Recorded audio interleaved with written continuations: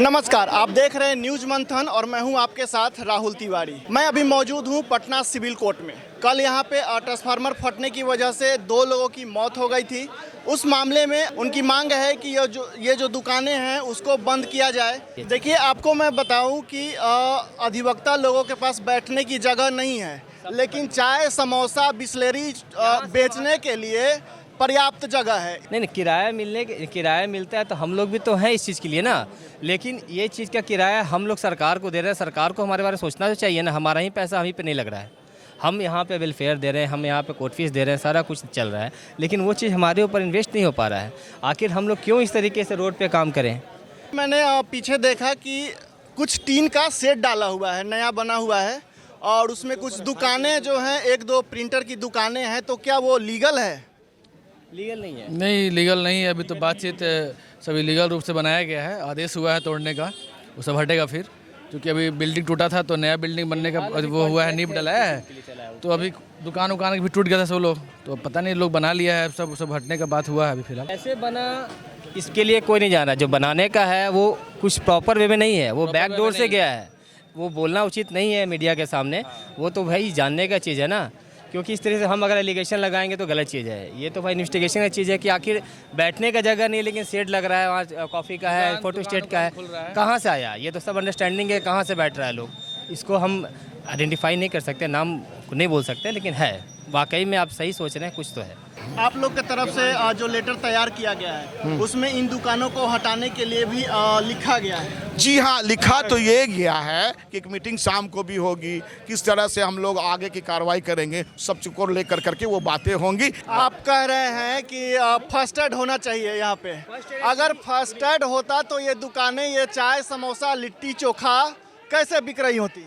एक बात आप समझ लीजिए, कल हमारे चीफ साहब यहाँ आए थे। चीफ साहब के साथ साथ जिलाधिकारी महोदय थे, एसपी महोदय थे, हमारे डीजे साहब थे, और पूरे प्रशासनिक न्यायिक प्रक्रिया का प्रशासनिक सिस्टम से यहाँ मौजूद हो गया है। मौजूद होने के बाद उनकी भी कुछ बात हम लोगों ने मानी।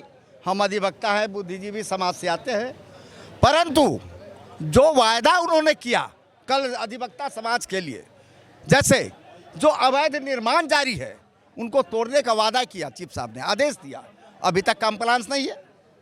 अभी तक कंप्लायंस नहीं है। लोग सड़कों पर बैठते हैं, आपने बिल्डिंग भवन तोड़ दिया है ना। हम लोगों ने बहुत सम्मानित ढंग से आपको भवन दे दिया बनाने के लिए, लेकिन हम अधिवक्ताओं को बैठने के लिए आपने व्यवस्था नहीं किया। देखा जा रहा है, मैंने पीछे अभी देखा कि अवैध निर्माण हो चुका है, लेकिन आप लोगों को बैठने के लिए जगह नहीं दिया गया, और अवैध निर्माण वहाँ प्रिंटर वगैरह लग चुका है। जी हाँ, एकदम इसी पर तो विरोध है, इसी पर तो घोर विरोध है कि हार्डिंग पार्क नहीं है, बस स्टैंड नहीं है, लिट्टी चोखा की दुकान लगाने की जरूरत नहीं। यह बुद्धिजीवियों का जगह है, यहाँ मूल काम करने के लिए है, यहाँ लिट्टी चोखा का दुकान लगवा रहे हैं। यह और इससे दुर्भाग्यपूर्ण बात क्या हो सकता है? सम्मति से निर्णय लिया गया। जो आपने बताया, पूछा सवाल कि वो जो दुकान बना हुआ है, चेंबर है, शेड है, उसको तत्काल प्रभाव से तोड़ा जाएगा, उसको डिमोलिश किया जाएगा। सवाल ये है कि उसको तोड़ा जाएगा, वो प्रशासन के होते हुए वो निर्माण ही क्यों हो पाएगा? वो डीबीए के कैंपस में नहीं है, वो पटना नगर निगम के ज़मीन पर है।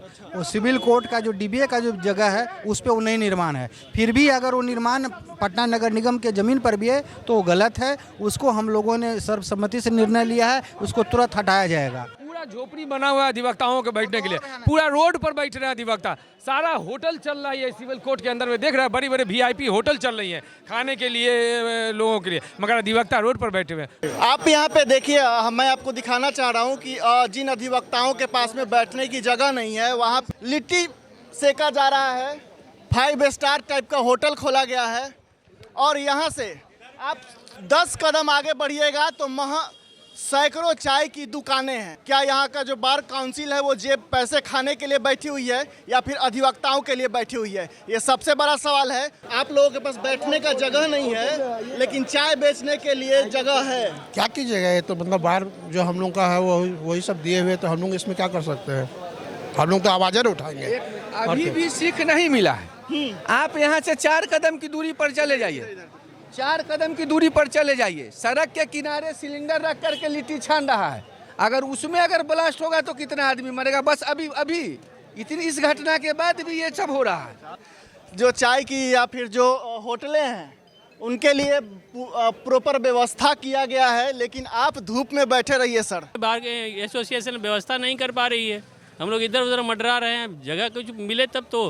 कितनी परेशानी है, धूप में और बढ़ने जा रही है, और धूप बढ़ेगा और परेशानी बढ़ेगा अभी। लेकिन होटल खोलने के लिए व्यवस्था हो गई। हाँ बिल्कुल, होटल खोलने के लिए तो यहाँ पैसा दे के लोग होटल खुलवा दे रहे हैं, जैसे तैसे काम करा रहे हैं।